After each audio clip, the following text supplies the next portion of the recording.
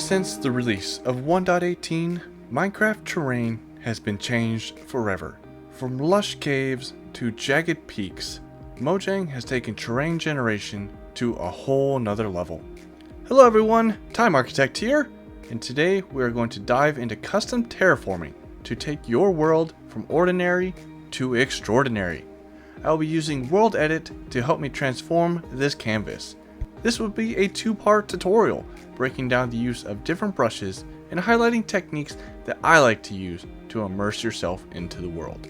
I will link all of the mods you use down in the description. Without further ado, let's jump into this. The single most important step to creating a perfect landscape is to have a solid inspiration in mind. I like to start with a general idea, then use Google search or I scroll Pinterest for different landscape ideas. Once I have the collected images, I think of how I want it to flow and start mentally composing it in my mind. I like to incorporate a memory or an emotion that I have into my landscape.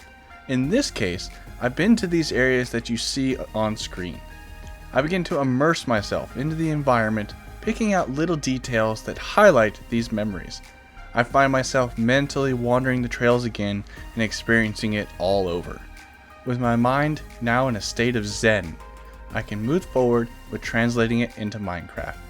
So now, the first thing that needs to happen is we must clear this mega taiga biome to see what lies beneath it. I highlight the entire area by left, then right clicking opposing corners with the World Edit axe. I proceed to run a couple commands listed on screen to remove the spruce wood, then following up after with the leaves. With those massive trees out of the way, I quickly remove the other miscellaneous objects like grass, flowers, ferns, then mossy cobblestone. I find it easier to work off of a single color, so I then convert the grass and podzol to coarse dirt. Now that we have a clean canvas and inspiration in mind, I assigned an iron axe with a command listed. Keep in mind that anything other than blocks will work for this. I start digging away to create the source of our soon-to-be waterfall. This process can be a bit tedious, so you can expedite block removal by increasing the diameter by simply adding a 4, 5, or 6 at the end of the command. I work my way down the hillside, imagining how thousands of years of erosion would wear a path through the rock. I like the idea of forming terraced pools along the descent, adding interest to our landscape. With the water reaching the base of our terrain, I begin digging out the lake that shall consume the central portion. There isn't a scientific approach to shaping this, just mess around with it until you find a shape that fits your vision. It's your landscape after all, form it how you want. With the rough terrain of the lake formed, I smooth the edges of it by using another tool assigned as shown, manipulating the terrain into shape. A quick tip for using a smoothing brush is that if you drag upwards, it'll pull the blocks to blend them in the opposite while pulling down. It'll take a little getting used to, so if you find yourself overworking the terrain, you can use this command to undo a movement.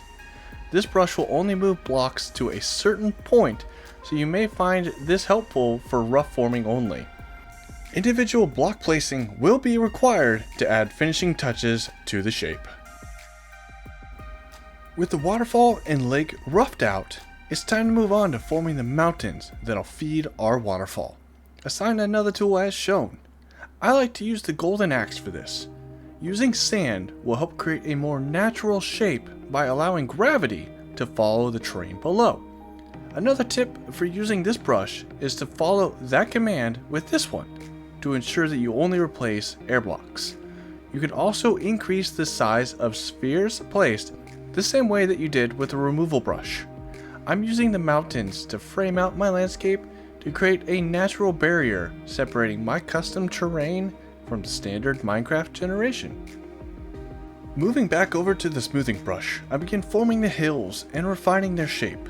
It's important to map out any roads or paths in this stage, so I like to take a moment to carve out a flat near the base of the cliffside.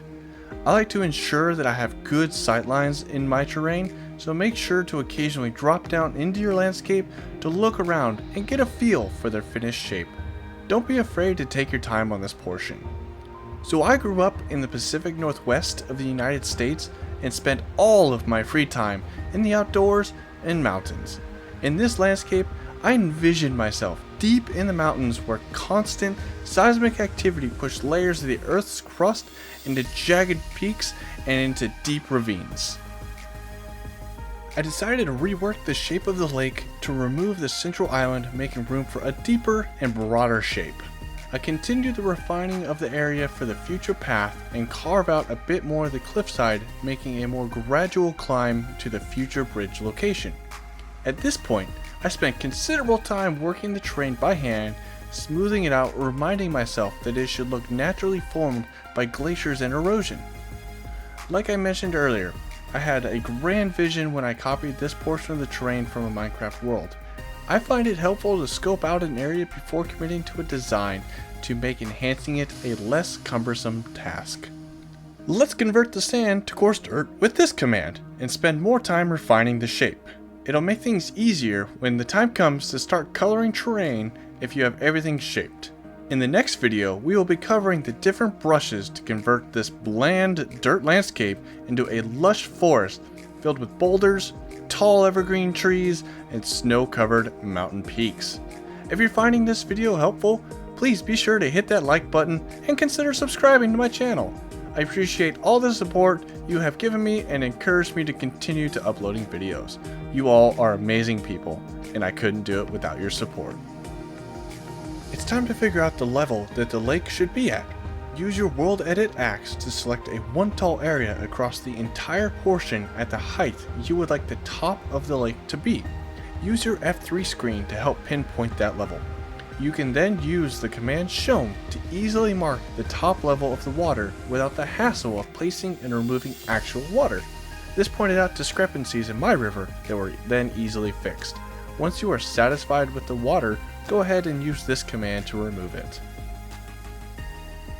The last thing we're going to cover today is custom trees. This really could be a video on its own, so drop a comment if you'd like to see me cover them more in depth. I'd like to start with my favorite trees, the evergreens. Imagine them as very twisted, hardy pine and spruce trees, shaped by the annual snowpack and constant competition for sunlight and minerals. Be sure to place glass blocks in opposite corners once you have made each tree to make selecting them easier in the future. With the evergreens out of the way, let's move on to make aspens or birch trees to bring a lighter shade of green to the foliage. It can be easy to overpower the terrain with deep colors, so adding lighter shades to the mix will definitely level out the landscape. Lastly, I create a different color version of the evergreens to add variety across those species. Let's say that these are more of like a hemlock type. I will include a world download at the end of this series, which will include this world as well as the trees for you to use in your own custom landscape. I plan on continuing to add to this world as I create different landscapes to cover more of Minecraft's generated terrain. Alright, well that's going to conclude part 1 of this series. To recap, we covered clearing the terrain, then moved on to making brushes to remove and add blocks to form the rough layout of our landscape. We finished strong with making custom trees. In the next episode, I plan to dive into detailing out the terrain and bringing it to life. Be sure to click that notification bell to get updated for when I release it. Thank you very much for watching today, and I'd love to hear your feedback or ideas you'd like to see in future episodes. Till next time, my friends, this is Time Architect, hoping that you have a great one.